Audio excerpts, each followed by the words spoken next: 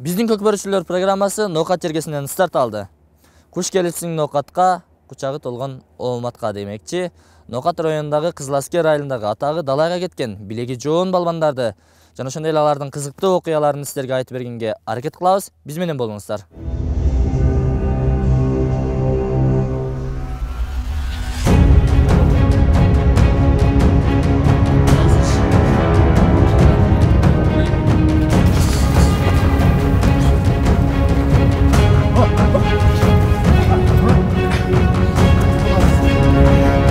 Учурда биз Ноокат районуна караштуу Кызыл Аскер айылына келип калдык.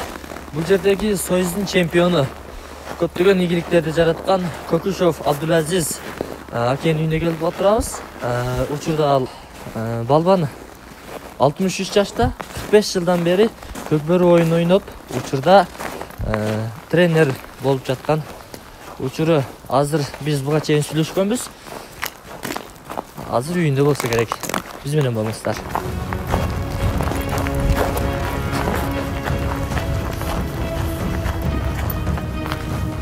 Biz de gelip kaldık. Al, koridor bulalım. Gidelim uçuk. Mındaki aksakal. Gel oğlum, gel. Assalamu alaikum. Salamsız mı? Alamsız mı? Жақсы. Uçuraşkan dile ulakçıların kolu. Özünçe bir başkaça. Başkaça деген. Biz benim buga çeyin сүйлөшкөнбүз. Siz şu koridor bulalım degenizden tuğru korumuza geliverdik. Рахмат балдар, рахмат. Бұл өзүнчө bir at багылуучу коро экен не? Ушул менин ат сарай. Ат сарайым. Канча место алуу? 6 место алуу. 6 место. 6 место алуу. 6 место алуу. Учурда канча атты байлап багып атасыз? Азыр 2 ат берди. Мына өзүм минген ат.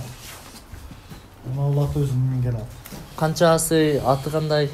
Бул 2 асы. 2 асы болот. Ат Искандар. Искандар? Кандай себептен коюлуп калды? Искандар деген эме ушу мага чейин коюлган экен. Эми жакшы көрүшүп койгонбу? Же аттын бир немесинен коюлуп калыптыр да. Мага чейин менин кулунумду алдым. Ошондо Искандар деп аталып калган экен. Мен дагы Искандар деп жүрөмүн. Бунун аты Искандар. Бул породасы кандай? Бул танчак Донский менен Гануэр аралаш. Мына балам атты. Бул 4 жаш. Ат зверь. Зверь. Аты зверь. Аты зверь. Аты да өзү да зверь турбайбы? Аты да зверь, өзү да зверь. Бул өзүбүздүн кол бала. Şu Jakşattın balası. Özümüzdün nemelerde. Анда ат тууралуу, өзүңүз тууралуу кененирээк сыртта сүйлөшө ойлом да. Макул. Эгер болсо, мына өзүңүз айткан Искандарды минип чыгасызбы? Болду. Жетелеп. Бул өзү эле келет мындай. Бул шуда үйрөнгөн. Кач турат? Бул аттын бийиктиги канча эми болжолду? Канча бар? 1.80 болсо керек. 1.80-1.85 чыгат го дейм. Жерден сап чукурга тартып иш керек болот да.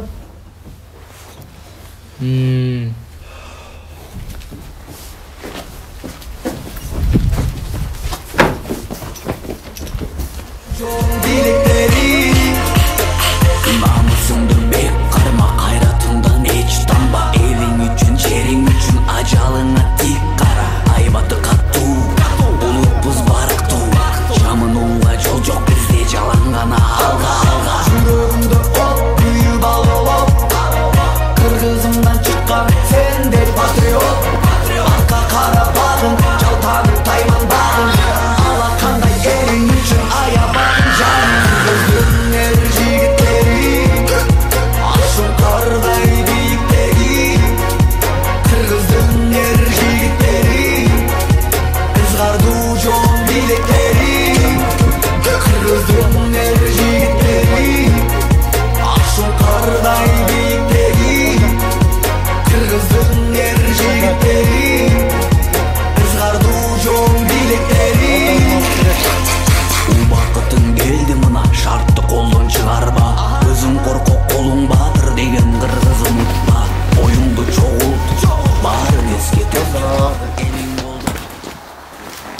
аттыбыз менен сыймыктанабыз да, балам.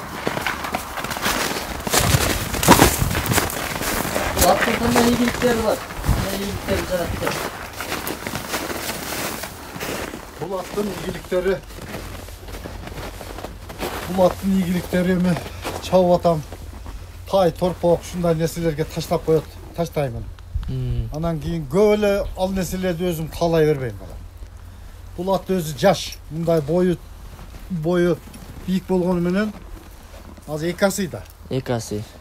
Бул 4 асый, 5 асыйдан кийин күчүнө кирет. Азыр мурда жылга караганда былтыр жакшы болду. Былтырга караганда быйыл жакшы. Жылдан жылга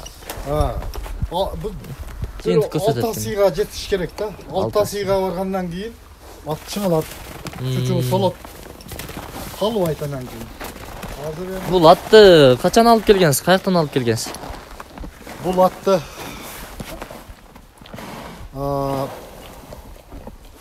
бир таныш укалар бар эле жакшы. Ушулар жашында бир жерден алышып, Россиянын бир жеринен. Алышып мага көрсөтүшкөн. Алайлы деп. Ана кымбат айтып атат. Кымбат болсо эми алгыла дегенмин да. Анан ошентип бул келип калган. Келгенден кийин алар сатам деп калды. Анан мен алдым алардан. Баасы канча эле ошол? Мен ошондо буну 2,5 жашарында 15 миң алдым. AQSh доллары. AQSh долларына 15 миң доллар алдым. 2,5 жашарында. Эми ошондон бери буну өзүмөн бир кол кылып, как мастер катары буну секен тарбиялап, азыр еңишке даяр, улакка даяр. Ар кандай жыйынга кирет, чыгат. Эми чыккан, кирген немелери бар, тойлордо. Анан эми мындай жаш өткөндө чакырган жерге барат экенсиң, чакырбаган жерге майда чүйдөгө бар жок балам. Анан бул атты көбүнчө өзүмүн ушул тууган ургумда, өзүмдө бээлер бар. Ушул бээлерге жакшы кылып коюп, ушунун кулундарын ажыратып, ушунун сорттуулугун жакшы кылсам деген эле ой. Ушул элде Кудай кааласа ушунун балдарынан алышты. Бунун балдарында бээлерим ушундай иши эркектеринде очурда турат. Шу мага бересиз деп болду дейм да, ушу туура эле казыр силердики дейм. Жакшы, анан кийин бул улактарда эми ат өзүн көрсөтүп, эгерде жакшы чурка бере турган болсо, баасы коюлуп, баасы өсөт. Канча баага баалашты эми болжолду? Эми балам, буну мен анан мындай көп эле сурады. Үй берели деди шаардан. Оштон берели деди, Бишкектен берели деди. Анан мына Тажиктин дагы чоңдорунун балдары ушундай атка кызыккандар бар экен да. Базын айт деди. Базын айт, сатышың айт деди. Анан жөн эле мени зорлуктап эле аттым ала тургандай да баягы. Анан мен баягыдай көрдүй сүйлөгөнгө мен дагы өзүмчө өзүмдүн немемде мен дагы көрдүй да. Анан атыңды сат деди. Канча пул аласың, обу деди. Мен сенен мен акча сурап атам деди. Көп пулуң өзүңө буйрусун. Мен атты өзүм минем деди. Керек болсо тойлордо чабамын, ээлериме коёмун, мен сатпайм деди. Көп келди. Тынбай келип турат. Тынбай келишип сат деди, мен сатпайм. Мен ушул эми кээ бир адам машина минсе эс алса, мен ушул атты минсем эс алам да. Кечки аттын үстүндө жүрсөм мен чарчабайм. Кайра жигит болуп калам да, ушундай жүгүрүп жакшы болот. Сиз өзүңүз эле карайсызбы же үйдөгүлөр дагы карай береби? Балам кичине балам Нурбек карайт. Анан келиндерим карап үйрөнгөн. Анда жоош эле экен да бул. Жоош. Эми мунун өзүнүн немеси бар да. Убактысыларында кандай кылат?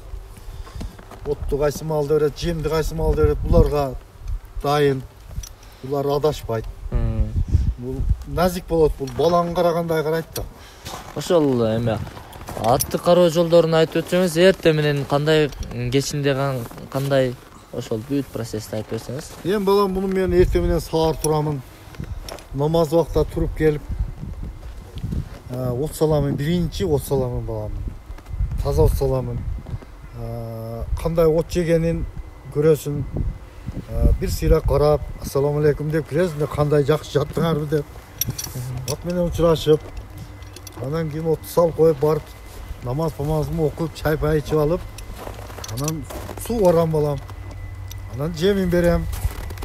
Анан жемин берип, азыраак жем берем. Канча килограмм жейт? Ошондо бир 4 килограмм берем.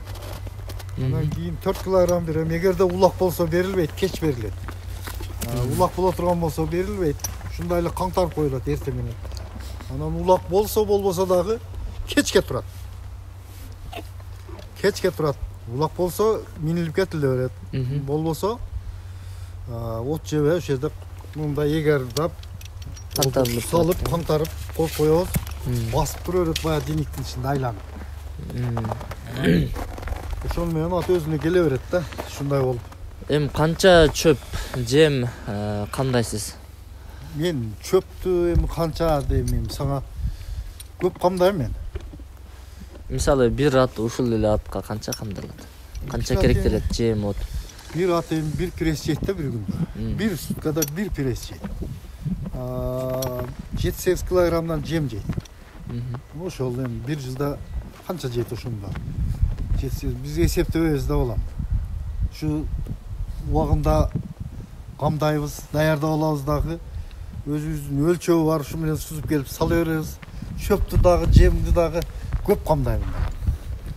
Анан эми бая сөзүмдө айтып кеттим го. Бу кыргыз баласы балам. Биринчи мен ушу силердин ушул немеңерден пайдаланып айтып коюшум керек. Meni görüp atkan jetekçilerge dagı hayırlı aytıp ketişim gerek. Birinci adamga den saktaş gerek. Den saktasan can saktaysın deyip.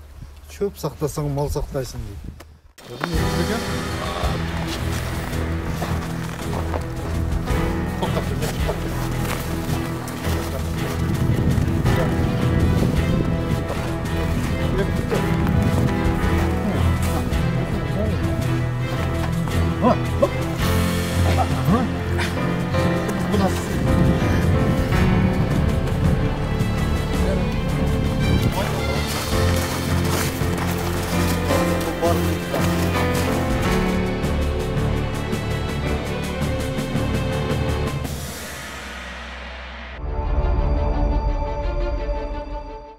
Айтып калдыңыз. Өзүңүз жагында ол машыкканды эч токтотпойм деп. Ушул 63 жашка чыксаңыз дагы деле машыгып, эртең менен чуккап, дымык тартып, жер көтөрүп, анда бир көрбөйлүбү? Макул, кылдарым. Макул. Көрөбүз. Бул чаймандардын бүт бардын өзүңүз эле жасаган окшойсуз. Мына эми балдарга да неме кылам да мына. Салмагы 24 килограмм окшойт. Биттасы 20, биттасы 32. Бирөөсү 32.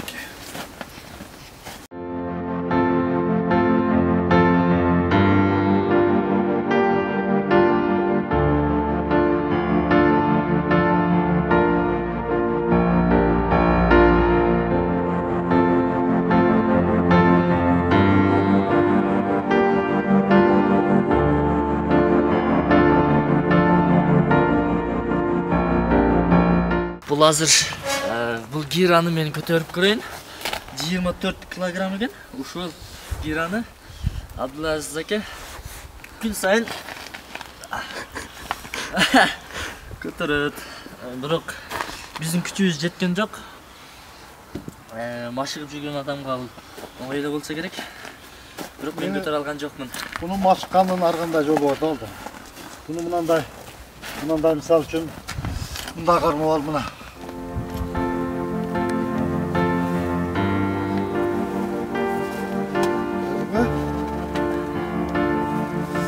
Dağılış gerek. Mava cerkelerin rasa sonun bolup kalat da. Aneke. Sayın Ya kokuyorum da başın arkarak kılıp. O, aneke. Ушундайдан күнүгө канчаны жасайсыз? Эми 10 жасайм да балам. 10'da. Онды жасайм. Жасабай койгондон көрө жасап турган жакшыраак да. Бул 24 килограмм кичине көрүнгөнү менен көтөргөнгө келгенде көтөрө албай калат экенбиз. Дагы кандай машыккан түрлөрүн жасайсыз? Ушул эми турник тартынамын. Турник мынакта тосулуп калыптыр. Турникке тартынамын. Турниктен күнүнө канчаны жасайсыз? Турникке дагы басынып алып балам пресс. Путуму көтөрүп түшүрүп, bir 10 жолумдан да путуму көтөрөм да. Мында мына.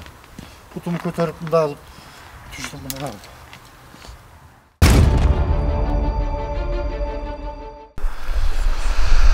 Мен 1980 жылдан бери балам ушул сүрүп чалып аралашып келдим да Көкбөрүгө 80 жылдан бери.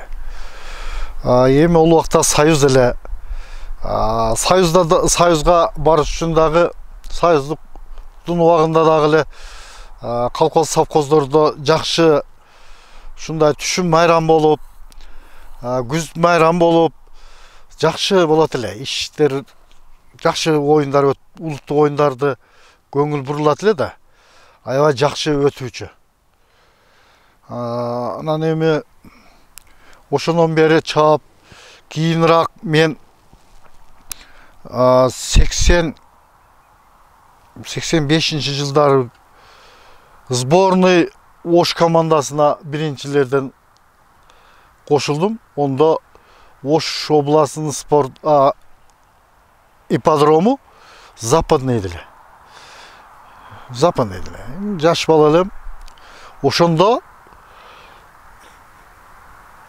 Ноокат районунан барып Ош областынын биринчилигинде чаап калдым. Анан менин эми өтө эле Шамдагай чапсаң жакшы чабат экенмин дагы, атым дагы жакшы, атам даярдап берген күчтүү ат болгон. Өзүмүн эми ушундай тез азыр эми мына алдыңкы командаларда болуп атпайбы, жаңкы мына таластын командаларындагы эң мыкты аттардай ат менен барыппын дейм, ол дагы менин пешенем да. Анан барып чаап калдым. Ошондо менин чапканым Оштогулар көрүп, анан бул баланы сборныйга алайлы дешип, анан кийин Ош Жалал Абад бир эле область эле анда. Баткен Жалал Абад бир эле Ош область эле. Азыр эле райондордо көбөйүп, область 3кө бөлүнүп калды. Анан ошондо мени Ергеш палван деген, Кененбай, Тынычалы деген, Бегбай палван деген, Турат чемпион дегендер бар өзгөндө. Ушул адамдар Союзга чейин барышкан палвандар экен эле. Эми кичинеси мен да. Анан Турат чемпион деген да кичине экен. Уросу кичкен. Урос кичи болгону менен бардыгынан кыйын ошол экен. Эми өтө кыйын экен да. Мен ошол учурда 25 телем. 25 ушундай жаш курагым эле да, аябай неме болгонмун. Анан мени командасына, сборный Ош областынын командасына алышты дагы. 25 жашыман кошулуп, анан ошолор менен Бишкекке аттарды жүктөп, ушинтип барып, оякта дагы Ош обласы эми күчтүү команда эле да. Ош областында ушундай күчтүү палвандар, ынтымак, биринин сөзүн бири мындай кайрыбаган, жакшы кишилер эле. Анан ушу кишилер менен бирге чаап, кыйла алардын тажрыйбаларын, кыйла жакшы сөздөрүн угуп, анан ниеттендим да. Ушу мен дагы ушуларга окшоп Бишкектерге келип, Союзга чейин барсам деп тилек кылдым да. Ondan keyin özümün o jактан келгенден keyin özümün ушул жашаган айылыман жакшы балдарды команда кылып, чаптырып, үйрөтүп, жанагы Рахманбердиев Маматкасым, Токтосун Еген, Батырбеков Абдыладжан, Жоошев Абсалам, Митал Палван дегендер бар дагы. Митал Палван деген бар. Калбаев Үсөн дегендер бар. Ушул балдарды райондон тердим да. Насир Палван, дагы Жапаров Абдылаз деген дагы бар. Карбеков Абдылаз деген бар. Ушул балдардын бир сыйра ушундай подбор кылып балдардан терип ажыратыштын өзү кыйын да. Бардыгы эле мен чабам дей берет. Анан эми олорду сен чаба албайсың, сен туруп тур, сен чабасың дегендин өзү кыйын. Ошону мен эми балдарды мындай неме кылганда сен туруп тур, бул чабат деп айтат элем да. Анан агай айтсаңыз, 25 жашыңызда улак чаап, Ош облусундагы Көкбөрү командасына кошулупсуз. Ошол 25 жашыңыздан баштап жетишкен ийгиликтериңизди атап айтып. Мен жетишкен ийгиликтерим максат кылдым эле Союзга балдарды апарсак деп. Мен ошол балдардан эми избранный деме, терип алган, мен даярдаган балдар, ушу мени ээрчиткен балдар, менин командам. Союзга чейин бара алдык да. Мен унуткан призлерим грамота, диплом, районго же областка ушундай, анан өзүбүзгө ушундай биринчи место алды деген гана дипломдорду, акча тууралуу ойлонуп да койбойт элек да. Ушундай бир авирге ат чаптым балам. Намыска, намыс үчүн ат чаптым мен. Анан кийин акыркы 2003 жылы президенттин экинчи кубогу болгондо, экинчи кубокто Ош обласы менен Жалал-Абад обласынан бир команда кураш керек болуп, ошонун жетекчиси, капитаны мен болдум. Жалал-Абад обласынан 5 бала, Ош обласынан 5 бала тандаш керек болду. Президенттин кубогуна да бир катышайынчы эми. Падыша кубок коет деген бир жаңы деме. Анан акча коет экен, ушундай 500 миңдей деди. Анан команданы жакшы курап алып бардым. Кудайга шүгүр. Ошол Кыргызстанда, Кыргызстан 1 Бишкек болду, Кыргызстан 2 биз болдук. Биз дагы чоң ийгилик жараттык. Ошол жерде сборный Казакстанды утуп алып, биз чоң авир менен чоң жетишкендикке жетиштик.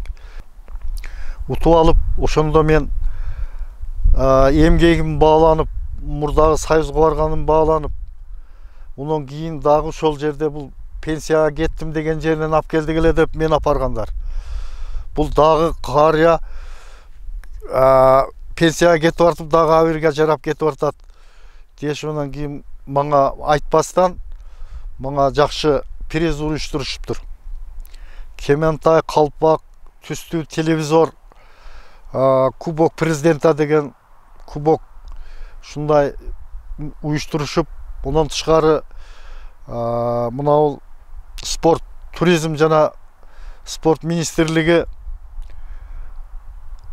спорттогу эң алдыңкы сыйлыкты берди десем, о эмне берет эле?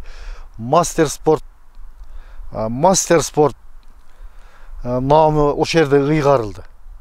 Болбосо ого канча мээнет кылыш керек, карточкасын толтуруш керек, кандидат болуш керек, башка болуш керек. Анан ошентип мастер спортту министр Алма Күчүков деген берди. Өмүрбек Алма Күчүков деген берди. Кубокту Шерниязов берди. Эми сый, урмат, элден рахматын алып, авирге жараш ушунчалык болот да балам. Элдин уулу болуп, балбан аталышы, балбан деген наам сизге ыйгарылып калганы кандай экен? Бул элдин уулу болуп кандай экен? Элдин уулу болуш мындай да балам. Адам Palvan bolsa эле күрпөңдөп неме кылбаш керек да. Palvan болсоң сылык palvan болуш керек. Мисалы үчүн айтат го, катуу болсоң жердей бол дейт. Баарын чыдап көтөргөн дейт. Таза болсоң суудай бол дейт. Баарын жууп кетирген дейт. Анын сыңарындай palvan болуш оңой эмес. Абир алыш оңой эмес.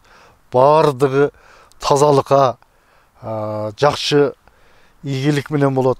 Ошо мени ээрчиткен балдарды тарат алдырып, тарат менен ат мингизип, улакка чыгып кетип атканда Куран окуду, пата кылып, Кудай, ушу эсен аман жакшы ойноп, бир жыгылбай, бир жерибиз сыйрылбай, канабай, эсен аман бир сүйүнүп кетейли деп, жаш карыдан дуа алып, үйүбүздөн дуа алып, ушинтип барып, көптөгөн ийгиликтерге жеттим. Агай, айтсаңыз, эми көкбөрдө көп кызыктар болот. Сиздин башыңыздан өткөн бир өтө кызыктардан айтып өтсөңүз. Көкбөрдө эң кызыктуусу мына мени менен менин командамда чапкан балдар бар. Кыргызстандын сборунан барып Краснодарда чабып калдык. Казак менен чабып атабыз. Казак күчтүү команда. Өзбек, тажик бар. Ушунда Кыргызстандын формасы мындай жакшы көңүл бурулбаган форма экен да, мындай адамга аба өткөрбөй турган хып эмес да, неме мындай денеңе. Сапатсыз форма берип коюптур. Мына алалары тар. Ону менен параттан өтсөң болот, ат мингенге айрылып кетет да. Мына алалары тар, ат мингенде кеңшим керек да. Анан чабып калдык. Ушунда мындай карагын чабып атабыз, аба кирбей, наркы команда күчтүү кыйнала баштады да. Кыйнала баштаганда мен капитанмын да. Анан балдарды айттым, чечкиле дедим. Үстүңөрдөгү немени чечкиле дедим. Баягы спортив немесин чечкиле дедим. Жыңалач. Бардыгыбыз жыңалач. Наркылар эми формада, эми ойло эми мындай тарыхта болгон эмес да. Биягы шың бар, биягы эт. Эт менен жак апачы болдук дагы. Эми зритель ошондой 50 миңдей зритель бар. Ошолордун астындан кийин биз чечинип алып анан кийин башыбызда шлем, биягы жыңалач. Анан улак чабып атабыз, касыратып, катуу чабып атабыз. Эми ушундай чың камчы чапса камчы өтпөй турган мезгил болот экен да. Ушунда чабып атканыбыздан кийин казакты жеңип атабыз. Ушундай катуу ойноп атабыз. Эми мен даярдаган балдар, менин командамдагы балдар койчу бардыгы кыйын эле да. Одан кыйын, будан кыйын, бир начары жок эле. Ошон үчүн ишеничтүү эле да. Анан ошол эми форманы кара, форманы чеч дегенде чечип, менин командам форманы чечип коюп ошондой болуп ийгиликке жетип, кийин жеңип чыкканыбыздан кийин Абхаз, чечендер келип кучакташып көрүшүп, ой, земляктар, бу Чеченстанда болсо бизге кандай земляк болот деп таң калдык да. Анан бу силер кандай, бул жыңалач иштеке болбоду деп ой этибизди кармап көрөт. Оягыбызды кармайт, биягыбызды кармайт. Таза карыш керек экенсиңер. Таза карыш керек экенсиңер деп ушундай там берген күндөр болгон да.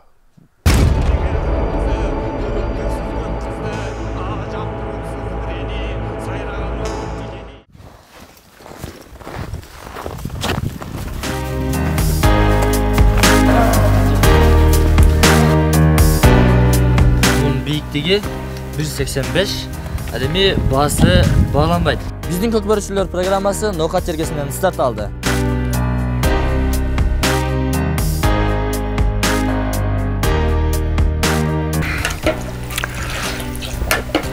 Abi 600 litrede kımız kandadık öyle. 600.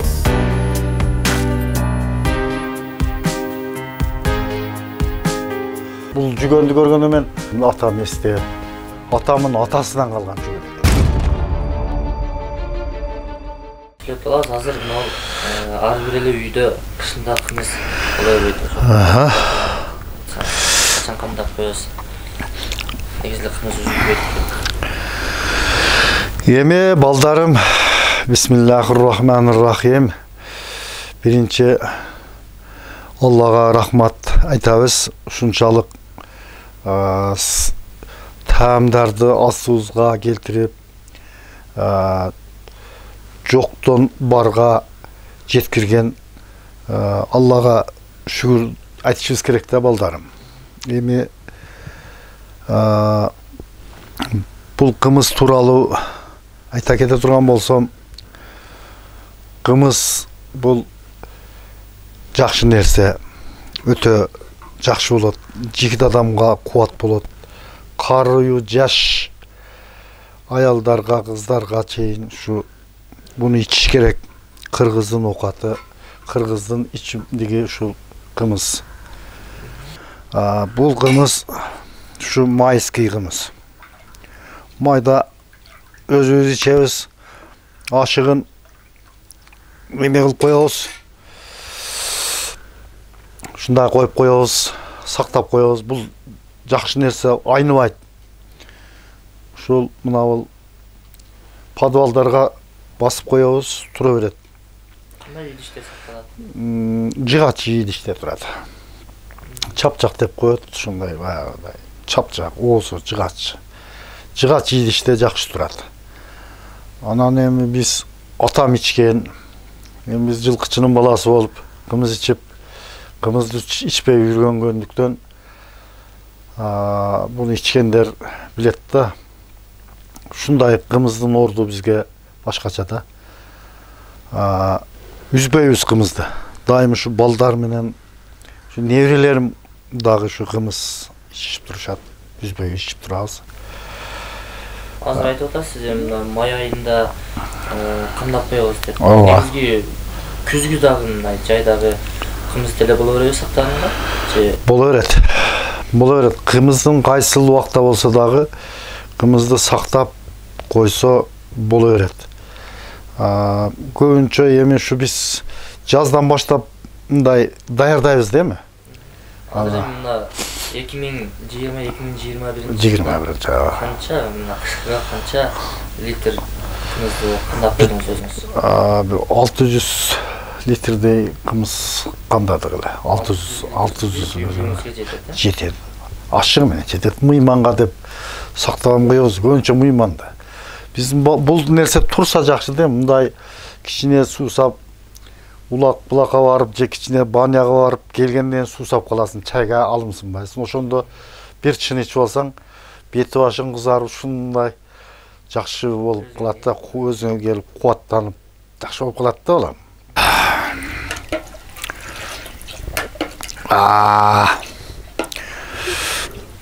Бүгүн мына бүт мына ат жабдыктарын илип коюшсуздар. Ошо жаштыгыңызды эстеп отурат экенсиз да? Бул мындай да балдарым. Бул нерсе мына эми бунун паркына жетиш керек. Атамын жүгөнүнү мен кармап колдонуп жүрдүм да. Анан кийин жүрүп, анан өзүм да башка жүгөн кылдым дагы. Атамын жүгөнүнү урунтпайынчы. Бул атасынан калган жүгөн экен да. Атамын атасынан калган жүгөн экен. Бунун эми ошол жүгөндүн күмүштөрү ошол илгери коюлган да, илгери усталар жасаган. Ошол анау камердин жанында турган жүгөн куйушкан өмөлдүрүк. Ошол илгерки 100 жылдык жүгөндөр да. Атаңызга атасынан калган жүгөн экен да? Атамдан калган жүгөн ушул меке. Атамдан калган жүгөн. Бул эми буну дагы мындай жаңы кайышка бастырып жакшы кылып даярдап койдум. Кооз кылып өзүнүн кайышы эскирип кетти эле. Анча-мынча урунуп коём. Карачы, кандай? жакшы жасалган да, муналардан бери күмүш берип, мына оздуруктардан бери. Бул эми 100 жылдык, бул болсо 150 жылдык. Жүгөн да. Ушундай балам. Көкбөрү боюнча, мына Көкбөрү деген китеп да бул.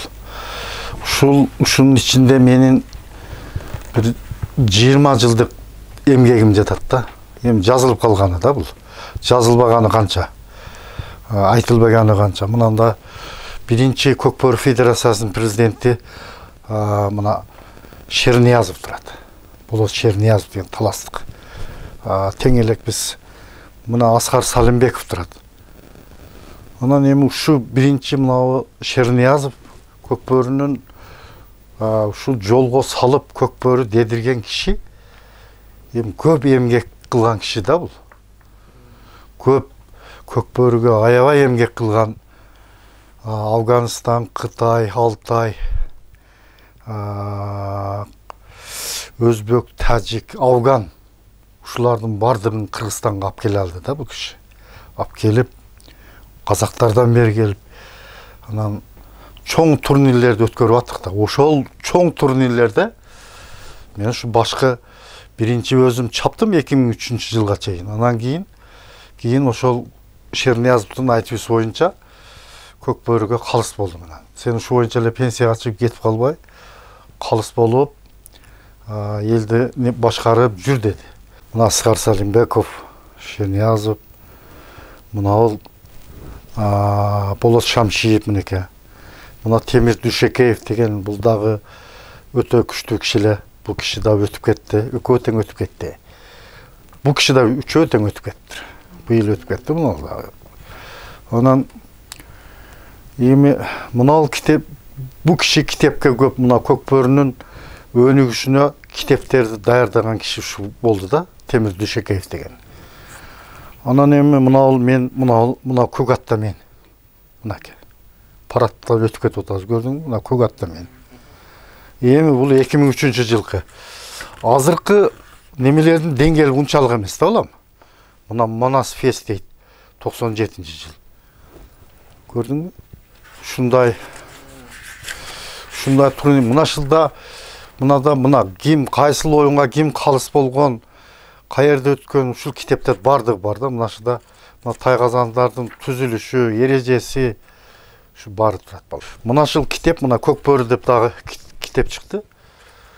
Ушул китепте мынеке.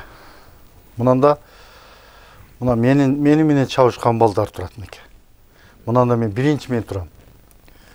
Мына Абдулазиз дейт. Мына Абдулазиз деп астына да жазып коюптур.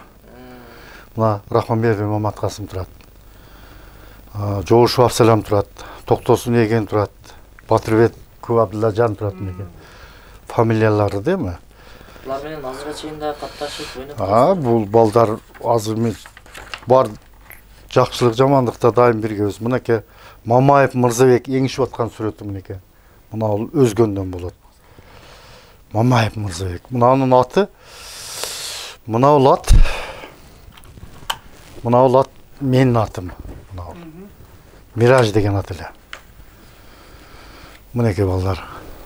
Мынеке ушулар эми мына ушундай китеп болуп чыкты. Мына адамдар да Жалал-Абадтын балбандары дагы мына Ергеш дейт, Осмонов Ергеш дейт. Бегибай ака дейт, мына Бегибай палбан дейт. Кененбай, Тынышалы деген мынеке Тынышалы акалар. Кочон палбан, Өсөр палбан, Калмамат палбан деген алп палбандар бар да.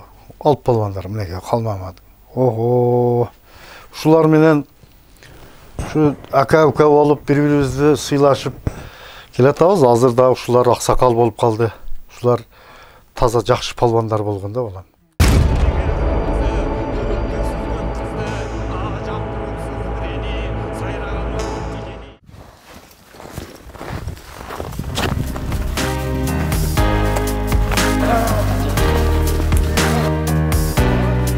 Şurada men минип турган бар Абдулазиз акенин аты. Bunun бийиктиги 1.85. Ал эми баасы бааланбайт. Мына ушундай ат баккан сайыпкерлерди, булакчыларды алдыда дагы көрсөтөбүз. Биз менен болуңуздар. Ал эми бул атты таптап өстүрүп, канчалаган шакирттерди чыгарып, Союздун чемпиону болгон Абдулазиз акеге узун өмүр, чын ден соолук каалап кетебиз.